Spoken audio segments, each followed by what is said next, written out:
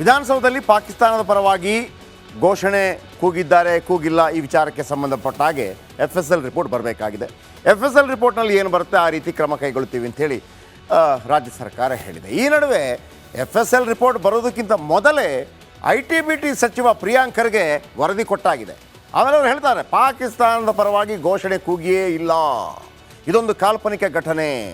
ಸಚಿವ Priyank Kharge clean chit ಕೊಟ್ಟಾಗಿದೆ, ಅವರೊಂದು ವರದಿ ರೆಡಿ ಮಾಡಿದ್ದಾರಂತೆ. ಪ್ರಿಯಾಂಕ್ ಖರ್ಗೆ ಇನ್ನು FSL ರಿಪೋರ್ಟ್ ಬಂದಿಲ್ಲ, ಅದಕ್ಕಿಂತ ಮೊದಲು ಪ್ರಿಯಾಂಕ್ ಖರ್ಗೆ ಭಾಳ ಫಾಸ್ಟಾಗಿ ಮುಗಿಸ್ಬಿಟ್ಟಿದ್ದಾರೆ.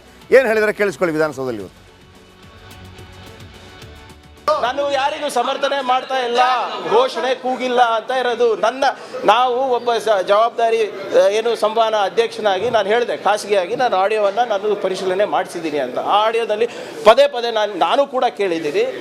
ಏನು ಆಡಿಯೋ ಸ್ಪೆಷಲಿಸ್ಟ್ ಇದ್ದಾರೆ ಅವರು ಕೂಡ ನಿಮ್ಗೆ ಗೊತ್ತಾಗ್ತದೆ, ಬ್ಯಾಕ್ಗ್ರೌಂಡ್ ಗಲಾಟೆಯನ್ನು ಕಮ್ಮಿ ಮಾಡಿ, ವೋಕಲ್ಸ್ನ ಜಾಸ್ತಿ ಮಾಡಿ ಅವರು ವೈಜ್ಞಾನಿಕವಾಗಿ ಮಾಡಿ ನಮ್ಗೆ ಹೇಳಿರೋದು. ಸರ್ಕಾರದ FSL ರಿಪೋರ್ಟ್ ಈಗ 11 ಗಂಟೆಗೆ ಬರುತ್ತೆ ಅಂತಾನೆ ನಾನು ಹೇಳಿರೋದು. ಅದೇ ಹೇಳ್ತಾ ಇರೋದು, ನೀವು ಮಾಡಿಸಿರೋದಂತ ನಾವು ಸಿಟ್ಟಾಗ್ತಾ ಇಲ್ಲ.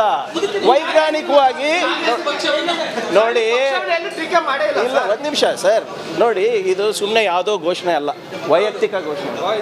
ಇದು ಘೋಷಣೆ ಇಟ್ ಅಟ್ರಾಕ್ಟ್ಸ್ ಸೆಡಿಷನ್, ಕರೆಕ್ಟಾ? ದೇಶದ್ರೋಹದ ಕಾನೂನುಗಳು ಇದಕ್ಕೆ ಲಾಗೂ ಆಗ್ತದೆ. ಅಂಥದ್ದನ್ನು ನಾನು ಉಡಾಫಿಯಾಗಿ ಮಾತಾಡೋಕ್ಕಾಗ್ತದ ಸರ್? ನಾನು ಆಧಾರ ಇರಲಾರ್ದೆ, ಸಾಕ್ಷಿ ಇರಲಾರ್ದೆ ನಾನು ಮಾತಾಡೋಕ್ಕಾಗ್ತದ? FSL ರಿಪೋರ್ಟ್ ಕೊಡಬೇಕಾಗಿರೋದು ಯಾರು? ಅದಕ್ಕಿಂತ ಮೊದಲೇ ಸಾಹೇಬರು ಕೊಟ್ಬಿಟ್ರು.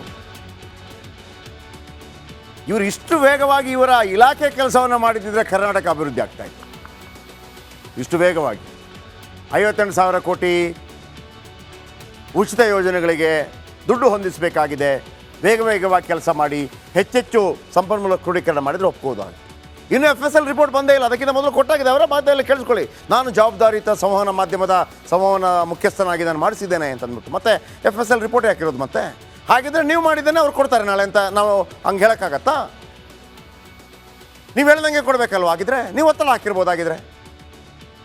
ನೋಡಿ, ಒಂದು ಕಡೆ FSL ರಿಪೋರ್ಟ್ ಬಂದಿಲ್ಲ, ಪ್ರಿಯಾಂಕ್ ಖರ್ಗೆ ಅವರ ರಿಪೋರ್ಟ್ ಬಂದಾಗಿದೆ. ಖಾಸಗಿಯಾಗಿ ಆಡಿಯೋ ಚೆಕ್ ಮಾಡಿಸಿದ್ದಾರಂತೆ. ಖಾಸಗಿಯಾಗಿ ಆಡಿಯೋ ಚೆಕ್ ಮಾಡಿಸಿದ್ದಾರೆ. ಜವಾಬ್ದಾರಿತವಾಗಿ ವಿಡಿಯೋ ಪರಿಶೀಲಿಸಿದ್ದೇನೆ ಅಂತ ಅವರೇ ಹೇಳಿದ್ದಾರೆ. ಯಾರು ಪಾಕಿಸ್ತಾನದ ಪರ ಘೋಷಣೆ ಕೂಗಿಲ್ಲ ಅಂತ ಪ್ರಿಯಾಂಕ್ ಖರ್ಗೆ ಫರ್ಮಾನ್ ಕೊಟ್ಟಾಯ್ತು. ಸೈಯದ್ ಸಾಬ್ ಜಿಂದಾಬಾದ್ ಅಂತ ಹೇಳಿದ್ದಾರೆ ಅಷ್ಟೇ. ಯಾರು ಹೇಳಿರೋದು? FSL ರಿಪೋರ್ಟ್ ಅಲ್ಲ, ಪ್ರಿಯಾಂಕ್ ಖರ್ಗೆ. ಯಾರು ಪಾಕಿಸ್ತಾನದ ಪರವಾಗಿ ಘೋಷಣೆ ಕೂಗಿಲ್ಲ, ಯಾರು ಹೇಳ್ತಾ ಇರೋದು? FSL ರಿಪೋರ್ಟ್ ಅಲ್ಲ, ಪ್ರಿಯಾಂಕ್ ಖರ್ಗೆ. FSLಗಿಂತ ಮೊದಲೇ ವರದಿ ಕೊಟ್ಟಿದ್ದಾರೆ ಪ್ರಿಯಾಂಕ್ ಖರ್ಗೆ. ಹಾಗಿದ್ರೆ ಇವರು ರೆಡಿ ಮಾಡಿದಂಥ ವರದಿಯನ್ನೇ ನಾಳೆ ಸರ್ಕಾರ ಜನರ ಮುಂದಿಡುತ್ತೆ ಅಂತ ಏನು ಗ್ಯಾರಂಟಿ? ಅದನ್ನೇ ಹೇಳ್ಬೋದಲ್ಲ, ಇಲ್ಲೇ ಗೊತ್ತಾಗ್ಬಿಡ್ತಲ್ಲ. ಇಷ್ಟು ಅರ್ಜೆಂಟ್ ಏನು ನಿಮಗೆ? ಪ್ರಶ್ನೆ ಮಾಡಬೇಕಲ್ಲ. FSL ರಿಪೋರ್ಟ್ ಬರಬೇಕು, ಅವ್ರು ಕೊಡಬೇಕು, ಅದನ್ನು ಮುಖ್ಯಮಂತ್ರಿಗಳು, ಗೃಹ ಸಚಿವರು ಹೇಳ್ತಾರೆ ಅದಕ್ಕಿಂತ ಮೊದಲೇ.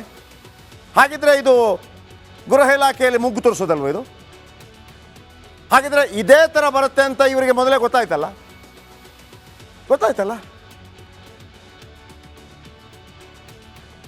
ನೋಡೋಣ. ಈ ನಡುವೆ DK ಶಿವಕುಮಾರ್